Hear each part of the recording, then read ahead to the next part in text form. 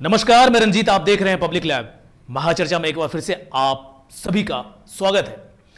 और महाचर्चा में एक बार फिर से हम चर्चा करेंगे मध्य प्रदेश में होने वाले उपचुनाव की, क्योंकि मध्य प्रदेश में कांग्रेस बीजेपी के अलावा एक और पार्टी है जो अपनी कमर कस ली है और सभी 27 सीटों पर अपने प्रत्याशी उतार रहे हैं। जी हां, हम बात कर रहे हैं इंडिया जनशक्ति पार्टी की। इस वक्त हमारे साथ प्रदेश अध्यक्ष ईश्वर सिंह मौजूद हैं। ईश्वर जी, आपका बहुत बहुत स्वागत है पब्लिक लाइव में। जी धन्यवाद रजनीश जी। और मेरा पहला और सीधा सवाल आपसे है ईश्वर जी यही कि कांग्रेस और बीजेपी के बीच में इंडिया जनशक्ति पार्टी अपने आप को कहां देखती है इस उपचुनाव में?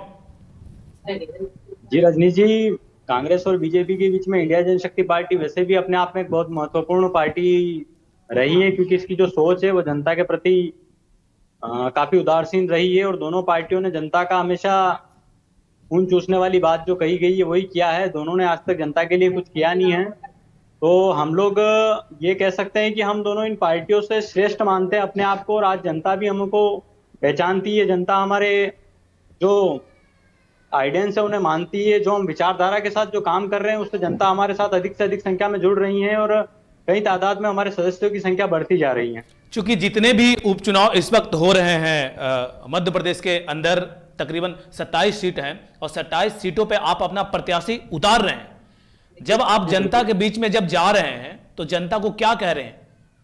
क्यों आपको वोट करें? क्यों आपके कैंडिडेट को जिताए? जी रंजीत, जनता को हम सिर्फ सच्चाई दिखा रहे हैं। जो कांग्रेस बीजेपी ने किया है उनके कच्चे चिट्ठे बता रहे हैं कि इन दोनों ने क्या किया है, किस तरह से प्रदेश की हालत खस्ता करी है।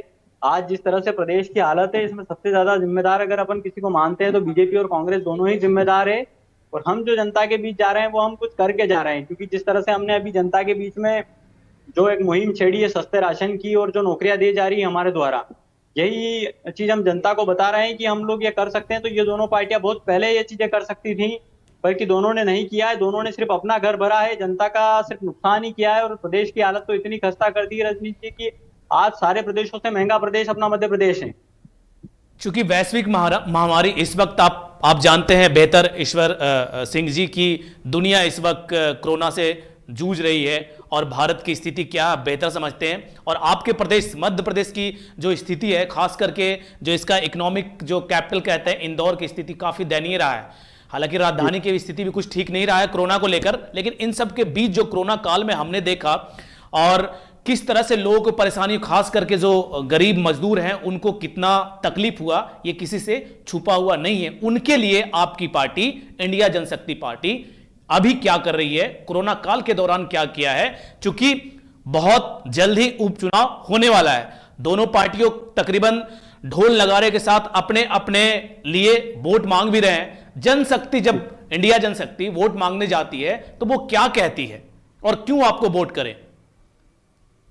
जी रजनीश जी, पहली बात तो जो अभी वैश्विक महामारी चल रही है इसमें राजनीति करना कहीं से सही नहीं है। और हम लोगों ने राजनीति नहीं करी, हम लोगों ने सेवा करी है। जब कोरोना काल का समय चल रहा था उस समय भी हम लोगों ने जनता को जितना हो सका उतना फायदा और राहत पहुंचाने की जितनी कोशिश हमसे बन पड़ी हमने करी है। और आज भी हम लोगों ने, कि आज भी कोरोना काल का असर खत्म नहीं हुआ है।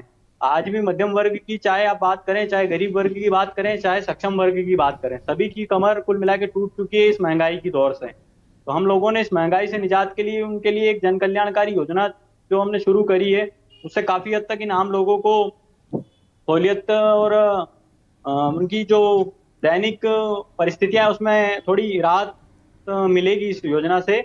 और रही बात हमारे वोट मांगने की, तो रजनीश जी हमें वोट मांगने के लिए कुछ कहने की जरूरत नहीं है, क्योंकि हम जो काम कर रहे हैं वो जनता को दिख रहे हैं और वो कार्य जनता देख रही है। मुझे लगता है खुल के आप बताएं, आप जो कह रहे हैं कि हमने जनता के लिए राशन की जो व्यवस्था की वो क्या है?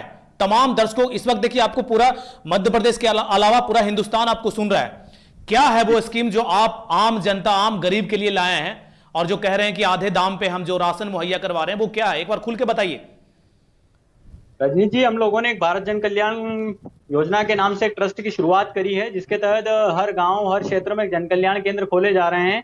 उन जन कल्याण केंद्रों पे जो रोजमर्रा की जरूरत की सामान है, जो आप चाय, चीनी, नहीं, और अपना बेसन दाल जो भी घर में काम आने वाली सभी चीजों को हम लोग आधे दाम में दे रहे हैं। जैसे सपोजिंग मानेंगे, आप कोलगेट अगर आप मार्केट से खरीदते हैं तो आपको 50 रुपए में पड़ता है, वही हमारे स्टोरों पे आपको 25 रुपए में मिलेगा। और ये सिर्फ मध्य प्रदेश के लिए ही नहीं, ये पूरे ऑल ओवर इंडिया के लिए हमने चालू करी है। इस वक्त मध्य प्रदेश, चूंकि मध्य प्रदेश में उपचुनाव होना है, इस वक्त आपने मध्य प्रदेश के अंदर किन किन शहरों में और कौन कौन से ऐसे जगह हैं जहां पे आपने इस तरह की जो फैसिलिटी है उसको मुहैया करवाया है? जी, अभी हम लोगों ने इंदौर में, सावेर में, और अपना दलोदा, रतलाम, बालाघाट, शिवनी और मुरैना में अभी 2 दिन बाद शुरू होने वाला है। मतलब 40 से 45 सेंटर हमने शुरू कर दिए हैं अभी। कितनी कितनी सीटों की उम्मीद है कि आप इतने सीटों पे जीत के आएंगे इस वक्त उपचुनाव में? ईश्वर सिंह जी, आपकी पार्टी। जी रजनीश जी, हम लोग मेहनत तो सभी सीटों पे कर रहे हैं, पर हमें पूरा विश्वास है कि 10 से 12 सीटें हमारी आएगी, क्योंकि इन दोनों के जो कैथनी और कहनी में जो फर्क है वो लोग अच्छी तरह से जान गए हैं। आज आज जनता समझदार है और जनता अच्छी तरह से समझ गई है कि दोनों की पॉलिसी क्या है। तो इसलिए हमें ज्यादा कुछ कहने की और करने की जरूरत नहीं है, हमें सिर्फ इन लोगों का सच दिखाना है। और हम लोग जो कर रहे हैं वो जनता सीधे समझ पा रही है कि हम लोग क्या कर रहे हैं और किस तरह से जनता के दिलों में घर कर रहे हैं। ठीक है, एक और गंभीर सवाल। आपने देखा होगा कि मध्य प्रदेश के अंदर खास खास करके छात्रों को लेकर बहुत ही एक गंभीर समस्या बनी हुई है, क्या कहना चाहेंगे आप? जी, मध्य प्रदेश के अंदर जो छात्रों की गंभीर समस्या बनी हुई वो काफी गंभीर समस्या है, क्योंकि मध्य प्रदेश सरकार जो कर रही है वो तो कर ही रही है। नौकरियां का प्राइवेटीकरण करके उन्होंने नौकरियों को खत्म ही कर दिया। और परसों जो केंद्र सरकार का जो आदेश आया है उससे अब ये दिन ज्यादा दूर नहीं है जब परसों मैंने एक वीडियो देखा था जिसमें एक आदमी इलाज कराने हॉस्पिटल जाता है तो हॉस्पिटल वाला बोलता है, बोले 70,000 तुम्हारा बिल हुआ। तो बोले 70,000 बिल हुआ, बोले अस्पताल गिरवी रख दिए सरकार ने, अब जो बिल हमारी मर्जी पड़ेगी वो लेंगे। तो वो स्थिति भारत के अंदर पैदा हो रही है। कोरोना काल के दौरान भी हमने ऐसी काफी खबर किया, प्रकाशित भी किया, आपने टीवी चैनल पे भी दिखाया कि काफी ऐसे जगह हुए हॉस्पिटलों के अंदर काफी धांधली हुई है। जी जी। किसको जिम्मेदार मानते हैं सीधा सीधा? क्या जो राज्य की जो कानून व्यवस्था और खास करके जो इस तरह के वैश्विक महामारी में जो स्टेप लेना चाहिए था, क्या उसमें सरकार कहीं ना कहीं इंडिया जनशक्ति पार्टी के अकॉर्डिंग क्या विफल रही है? जी, जो सरकार को योजना मतलब जो एक्शन लेना था वो नहीं लिया, क्योंकि सरकार हमेशा से ही प्रचार प्रसार में व्यस्त रही है। अगर आप बात करें तो जब भारत के अंदर 1,000 केस थे, जब मोदी जी नमस्ते ट्रम्प में बिजी थे, उसके बाद जब मध्य प्रदेश की बात करें तो मध्य प्रदेश में जिस तरह से आंकड़े आए थे केस के, उस समय भी सरकार गिराने और संभालने में सरकारें व्यस्त थी। तो कोरोना काल की जो स्थिति हुई उसमें 100% मैं कहता हूं कि सरकार जिम्मेदार है। चूंकि एक और बड़ा सवाल है ईश्वर सिंह जी, मुझे लगता है कि वो सवाल पूछना बेहद ज़रूरी है, चूंकि हम सभी जानते हैं कांग्रेस और बीजेपी जो स्थिति है आप बेहतर समझते हैं, यहाँ के तमाम जो वोटर हैं वो भी समझते हैं, यहाँ के जो 9-10 करोड़ जो आम जनता है, यहाँ की जो जनसंख्या पॉपुलेशन वो भी समझती है। एक गंभीर सवाल, चूंकि कांग्रेस और बीजेपी के बीच में इस वक्त नई नई यहाँ पे चुनाव जो अपने कैंडिडेट को आपने उतारा है उपचुनाव के दौरान, एक बड़ा ही मशहूर कहावत है, आंधी में बगुला का बाह नहीं होता। मतलब कबूतर का जब बहुत ज्यादा तेज हवाएं चलती हैं, जो कमजोर किस्म का जो पक्षी होते हैं उनको कहीं ना कहीं बड़ा तकलीफ होता है। तो इस वक्त आप भी जानते हैं बीजेपी बहुत ही स्ट्रांग है, कांग्रेस भी अपने आप में दमखम लगा रही है, चूंकि कमलनाथ की साख की लड़ाई है। वहीं अगर शिवराज सिंह चौहान की बात करेंगे तो उनकी भी साख की लड़ाई है। इन दोनों के बीच इंडिया जनशक्ति पार्टी, क्या कहना चाहेंगे? जी रजनी जी, आपने जो कहावत कही वो सत्य है पूरी तरह से। बाकी जो आप मानेंगे बीजेपी कांग्रेस को, अगर आप खरगोश भी मान लें तो उन्हें कछुए को नहीं भूलना चाहिए, क्योंकि कछुआ चलता बहुत स्लो स्पीड में है, बाकी जीत कछुए की होती है। तो हम लोगों ने जो यानी कहीं ना कहीं आप बिल्कुल अस्वस्थ हैं, कहीं ना कहीं ये मान रहे हैं कि हमारी जीत पक्की है। बिल्कुल बिल्कुल मानेंगे रजनी जी, क्योंकि हमारी जीत पक्की है, क्योंकि जो काम हम कर रहे हैं वो आज तक चलिए ठीक है, आपने कहा कि आपकी जीत पक्की है, आप ये दावा कर रहे हैं कम से कम 10 सीट पे हमारी जो पार्टी है वो जीत कर आएगी।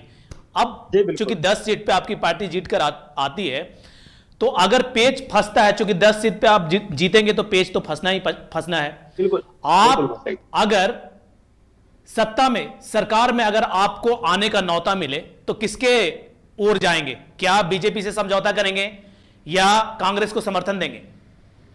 जी, हम समर्थन उसी को देंगे जो हमारी मांगों को मानेगा, जो हमारे विचारों से सहमत होगा, क्योंकि हमारी जो मांग है वो सबसे बड़ी मांग है। एक तो बेरोजगारी खत्म करना, दूसरा राइट टू रिकॉल लाना। जो हमारे साथ इन दोनों मुद्दों पे अगर हमारे साथ जो साठगांठ करेगा, हम उसके साथ जाएंगे। देखिए, हर पार्टियां ये चीजें कहती हैं ईश्वर जी, हर चीजें कहती जी हैं कि हम, जब कोई भी पार्टी अगर पटल पे आती है और खास करके इस तरह के चुनाव में जाती है, उनका एक जो मेन एजेंडा रहता है वो यही कहते हैं कि हम जो राज्य या देश की जो गरीबी है, बेरोजगारी है, भूखमरी है, उसको हम दूर करेंगे। लेकिन फिर 5 साल बाद जब चुनाव में जाते हैं, वही कविता को वापस दोहराते हैं। जनता समझदार हो गई है ईश्वर जी जी जी जी। फिर कैसे एडजस्ट करेंगे?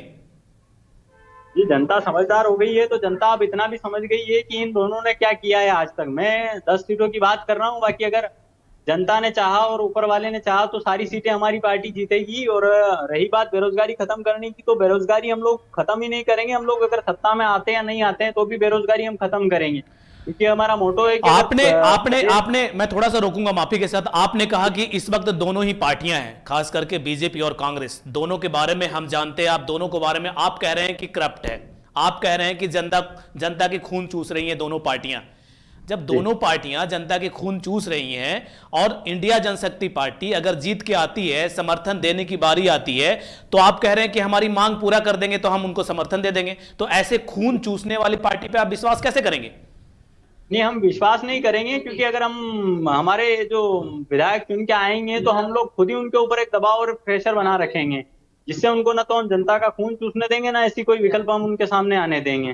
क्योंकि जितना हमसे हो सकेगा, अगर वो जनता का भला करेगी तो ठीक है, वरना हम सरकार गिरा भी सकते हैं वापस। लेकिन सरकार गिरा देंगे, आप एक बड़ा गंभीर बात कह रहे हैं, क्योंकि अगर आप सरकार गिरा देते हैं तो आपको पता है कि एक चुनाव में कितना वर्डन होता है, और खास करके जो जो आम जनता है उनके लिए कितना तकलीफ दे होगा।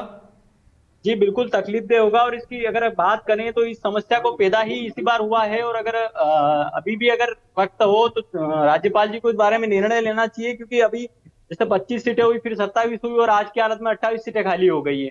और जिस प्रकार से दलबद्ध राजनीति और वापस ये लोग खड़े हुए हैं, तो राज्यपाल जी को संज्ञान में लेके या तो ये चुनाव वापस से ही पूरे चुनाव करा देने चाहिए, या जो लोग दल बदलते हैं उन्हें चुनाव ही ना लड़ाना चाहिए, क्योंकि जो दोबारा चुनाव का भार है ये इन्हीं लोगों की वजह से आता है। और हमारी पार्टी जो राइट टू रिकॉल ला रही है वो इसी के पर्पस पे ला रही है कि ये भार ना पड़े। क्या आपको लगता है, आप राइट टू रिकॉल की जो हमेशा बार बार जिक्र कर रहे हैं, क्या बीजेपी या कांग्रेस आपकी इस जो राइट टू रिकॉल है उसको रिकॉल कर पाएगी? जी बिल्कुल, उनको करना ही पड़ेगा। हम लोग कह सकते हैं नहीं, हम करा के रहेंगे कि उन्हें करना ही पड़ेगा। चलिए, मैं छोटे छोटे 1-2 सवाल और आपसे पूछ लेता हूं, क्योंकि वक्त की कमी है। इस वक्त पूरा हिंदुस्तान, पूरा भारतवर्ष, और खास करके जिस प्रदेश के आप अध्यक्ष हैं, वहां की जनता आपको देख भी रही है और सुन भी रही है। एक सीधा सवाल आपसे है, जनता के लिए इंडिया जनशक्ति पार्टी के क्या क्या रोड मैप है? जी, जनता के लिए हमारे ये रोड मैप, मध्य प्रदेश की अगर बात करें हम लोग, तो मध्य प्रदेश के युवाओं को ज्यादा से ज्यादा रोजगार दिया जाएगा।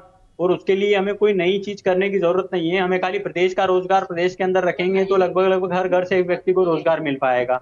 क्योंकि दूसरा, मेरा हम लोगों सवाल ने इसलिए था ईश्वर जी, क्योंकि मैनिफेस्टो में बड़ी बड़ी बातें होती हैं, ये आप भी जानते हैं, हम बखूबी जानते हैं। एक लंबी चौड़ी लिस्ट आ जाती है कि हम ये करेंगे, वो करेंगे, फलाना करेंगे, लेकिन ऐसा कुछ नहीं होता है। इसीलिए मैंने आपसे पूछा, क्योंकि आपकी पार्टी यहां पे पहली बार चुनाव लड़ रही है, इसलिए मैंने पूछा कि पैमाने क्या हैं और क्या क्या रोड मैप है, और किस पैमाने के तहत आप आम जनता के लिए काम करेंगे। क्योंकि आप बार बार राइट टू रिकॉल की बात कर रहे हैं, बार बार आप बेरोजगारी खत्म करने की बात कर रहे हैं, भुखमरी खत्म करने की बात कर रहे हैं, ये कैसे होगा? क्या सिर्फ ये कहने मात्र से हो जाएगा? ये रजनीश जी, मैं मानता हूं कि ये कहने मात्र से नहीं होगा, परंतु करने से सारी चीजें हो जाती है। अगर आप बात माने दूसरे प्रदेशों की, तो वहां पे अन्य प्रदेश से जाने वालों के लिए काम नहीं है। और वही हमारे मध्य प्रदेश की बात करें तो दूसरे प्रदेश से आने वालों के लिए बहुत सारे काम के विकल्प हमने खोल रखे हैं। अगर प्रदेश का रोजगार प्रदेश में रहेगा तो बेरोजगारी तो काफी हद तक खत्म हो जाएगी। दूसरी अगर हम बात करें कि महंगाई की, तो महंगाई अगर बात करें तो सारे प्रदेशों से ज्यादा महंगाई आज अपने यहाँ है, क्योंकि सबसे ज्यादा महंगा प्रदेश मध्य प्रदेश है। डीजल में ले लो या किसी भी चीज में आप ले लो, सबसे ज्यादा टैक्स हमारे यहाँ पे। और उसका कारण सिर्फ एक ही है, राजनीति। अपने प्रदेश की राजनीति आज इतनी खराब है कि नेताओं को अपने ऐश और अय्याशी से फुर्सत नहीं है। आप किसी भी नेता को देख लेंगे, कोई भी सरकारी सुविधा लेने में बिल्कुल भी पीछे नहीं हटता है। और हमारी पार्टी का मानना है कि अगर हम सरकार में आए या सत्ता में आते हैं तो किसी प्रकार की कोई सरकारी सुविधाएं नहीं लेंगे। मतलब आपके लिए जो आपके जो विधायक जीत कर आएंगे, उनके लिए जो जी आवास का जो फैसिलिटी है क्या वो आप नहीं लेंगे? क्या गाड़ी का नहीं नहीं फैसिलिटी है क्या वो आप नहीं लेंगे? क्या आपके विधायक जो सैलरी है वो नहीं लेंगे? जी बिल्कुल रजनीश जी, हमारे विधायक ना तो सरकारी बंगला लेंगे, ना सैलरी लेंगे, ना गाड़ी लेंगे, बल्कि हमने राइट टू रिकॉल में इसको मेंशन किया है कि यदि आप सेवा के बड़ी लिए आ बात रहे कह हैं रहे तो हैं सेवा में। ईश्वर ईश्वर सिंह जी, आप बड़ी बात कह रहे हैं, क्योंकि यही जी फुटेज बिल्कुल बार बार बिल्कुल, हम चलेगी बड़ी जब बात आपके कह रहे हैं रजनीश जी, आपके क्योंकि ईश्वर हमारा जी, काम ही राजनीति को ईश्वर जी, सुधारने के लिए आना है, हमें पैसा कमाने नहीं आना है राजनीति में। ईश्वर जी, क्योंकि आप हम लोग बड़ी बात कह रहे हैं, क्योंकि अगर आपकी पार्टी जीत कर आती है, ईश्वर जी, जी आप बड़ी बात जी कह रहे हैं कि अगर आपकी पार्टी जीत कर आती है, आपने जो अभी कहा और राइट टू रिकॉल की भी बात कर रहे हैं, आपने ये कहा कि आप ना तो सरकारी बंगलो लेंगे ना तो सैलरी लेंगे। तकरीबन तकरीबन यही चीज दिल्ली में जो इस वक्त मुख्यमंत्री है आम आदमी पार्टी के अरविंद केजरीवाल, केजरीवाल जी ने उन्होंने भी कही। इस तरह की चीजें कही थी और बाद में उन्होंने भी लाल बत्ती लिया, बड़े बड़े बंगले अलॉट हुए। जी और मैं यही फुटेज आपके बार बार जब आपके कैंडिडेट जीत कर आएंगे तो ये जो आपने अभी कहा है ये बार बार सोशल मीडिया पर रन करेगा। जी बिल्कुल रन करेगा, और रजनीश जी हमने इसकी पूरी तैयारी करी है, और हम जिसको भी टिकट दे रहे हैं या चुनाव जिसको लड़ाएंगे उसको पहले ही ये सारी चीजें मेंशन करी जा रही है, और उससे हम लोग एक सीडी बना के एक जो हमारा मैन्युफैक्चरर उस पर साइन करवा रहे हैं, उसमें लिखा हुआ है कि ना हम कोई सरकारी सुविधा लेंगे ना तनख्वाह लेंगे। जब हम जनता के सेवक हैं तो सेवकों को तनख्वाह कहाँ मिलती है रजनीश जी, मुझे बताइए। अगर सेवा में अगर तनख्वाह मिलती है कि किसी प्रकार की सेवा करने से पहले अगर तनख्वाह मिलेगी तो फिर सेवा का तो मतलब ही खत्म हो गया, फिर तो अगर नौकरी हो आपकी गई। ये अगर अगर राजनीति आपकी ये सोच है तो है और मोटिवेशन आपकी देनी है। मैनिफेस्टो में और बाकी में आप इस तरह की चीज करना चाहते हैं तो हमारी शुभकामना आपके साथ है कि आपके ज्यादा से ज्यादा कैंडिडेट जीत कर आए। और आप राइट टू रिकॉल की बात करते हैं, आप सरकारी जो फैसिलिटीज जो मिलती हैं एक विधायक को वो आप लेने की बात नहीं करते हैं। इससे बेहतर आम जनता के लिए और क्या होगा। बहुत बहुत आपका धन्यवाद, बहुत बहुत शुक्रिया हमारे साथ जुड़ने के लिए, पब्लिक लाइव को टाइम देने के लिए। जी बहुत बहुत धन्यवाद जी आपका।